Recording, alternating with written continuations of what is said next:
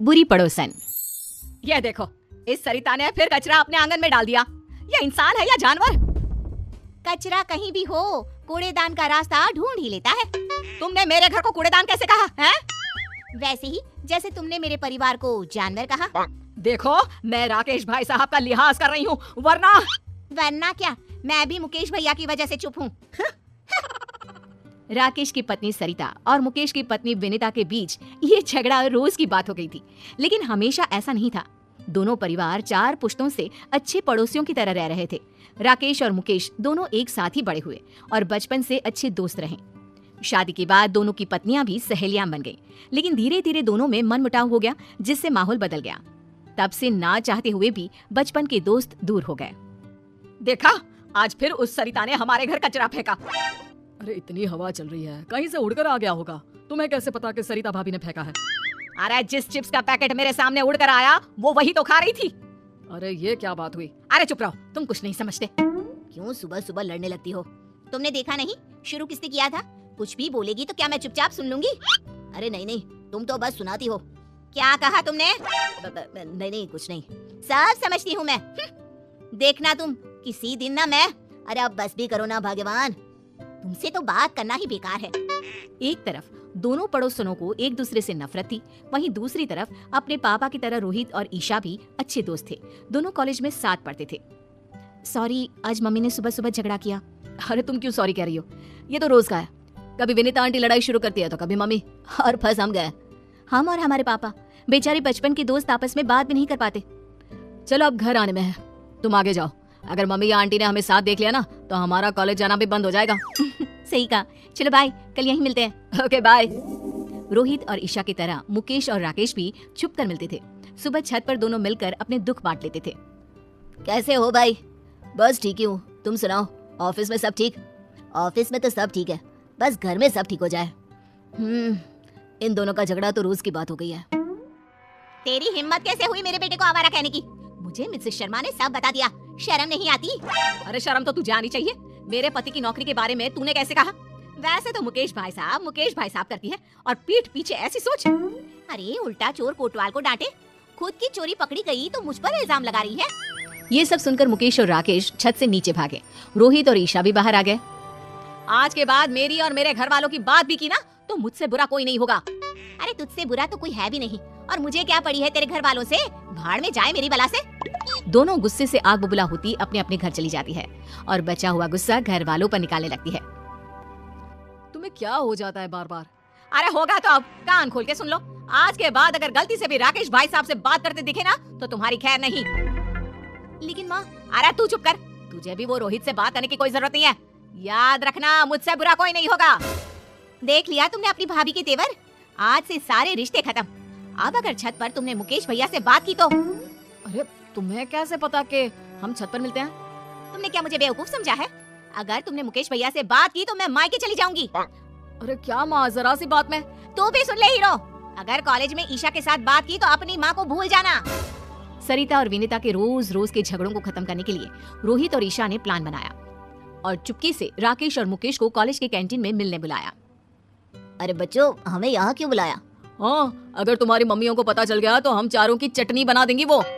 पापा, मुकेश अंकल, हमने मम्मी और आंटी के झगड़े को खत्म करने का प्लान बनाया है। कैसा प्लान? देखिए, मम्मी और आंटी दोनों दिल की बुरी नहीं है। दोनों की झगड़े का कारण थोड़ी गलतफहमियां और बाकी चुगलियां हैं। आपने सुना नहीं था? मम्मी को विनीता आंटी और विनीता आंटी को मम्मी के खिलाफ वो शर्मा आंटी ने ही तो भड़काया था। हाँ, विनीता तो बल्कि रोहित की हमेशा तारीफ करती है, कहती है इतना समझदार लड़का है, पढ़ाई में भी अव्वल है। सही कह रहे हो, सरिता भी तुम्हें अपना भाई मानती है, वो क्यों किसी से तुम्हारी बुराई करने लगी?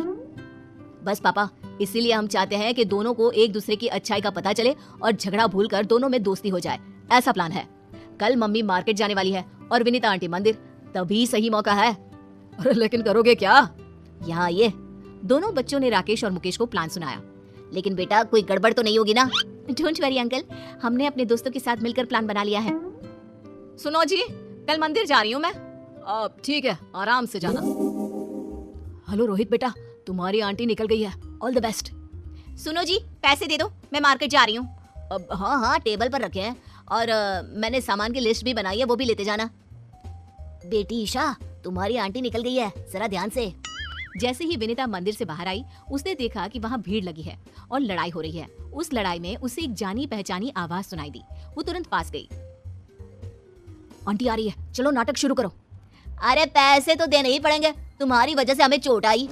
देखो, एक तो तुम रॉन्ग साइड आ रहे थे, ऊपर से एक बाइक पर 3 सवार, स्पीड तुम्हारी ज्यादा थी और इल्जाम मुझ पर।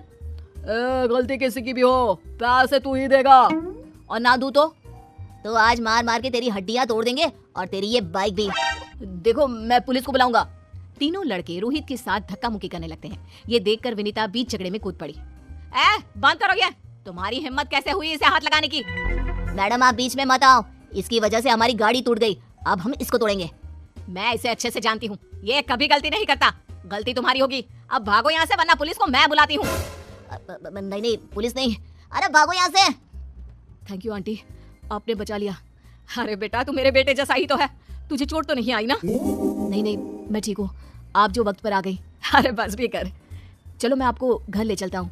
अच्छा ठीक है बेटा, लेकिन अपनी माँ को मत बताना कि मैंने तेरी मदद की। सरिता एक दुकान में सामान खरीद कर वापस जा रही थी, तभी उसे एक आवाज आई। छोड़ो मुझे, हाथ मत लगाओ। अरे ऐसे कैसे छोड़ दे? बचाओ बचाओ। सरिता ने देखा कि ईशा को कुछ गुंडे छेड़ रहे हैं। आंटी ने देख लिया? हाँ, तो एक्टिंग शुरू करो। आज अकेली मिली है, अब बच के कहाँ जाएगी? ये सब देखकर सरिता ईशा को बचाने के लिए दौड़ी और अपनी चप्पल निकालकर उन्हें पीटने लगी। अरे कम बख्तो, रुको जरा, बताती हूँ तुमको। ये ले। अरे बाप रे, भागो यहाँ से। अरे रुको, अभी तुम्हारी अकल ठिकाने लगाती हूँ। भागते कहाँ हो, रुको। जाने दीजिए आंटी, वो भाग गए। थैंक यू, आपने मुझे बचा लिया। अरे मेरी बच्ची, तुम ठीक तो हो? मैं ठीक हूँ आंटी, आप जो आ गई। वो तो भाग गए, वरना मेरी फूल सी बच्ची को छेड़ने वालों की तो टांगे तोड़ देती मैं। चलो आंटी, घर चलते हैं। बेटा तू अकेले कॉलेज मत आया जाया कर, रोहित के साथ ही रहा कर। जी आंटी जी। और अपनी माँ को मत बताना। सब कुछ प्लान के मुताबिक चल रहा था और प्लान के हिसाब से सरिता और ईशा, रोहित और विनीता एक साथ घर पहुंचे। राकेश और मुकेश भी बाहर ही खड़े थे। अरे रोहित, तुम इसके साथ?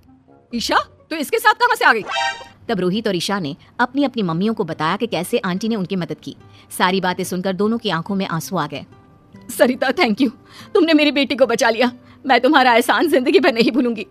एहसान कैसे बहन, ईशा मेरी बेटी जैसी है और तुमने भी तो रोहित को बचा लिया। अरे कैसे नहीं बचाती, हमारे घर के लड़के को कोई ऐसे ही हाथ लगा लेगा क्या?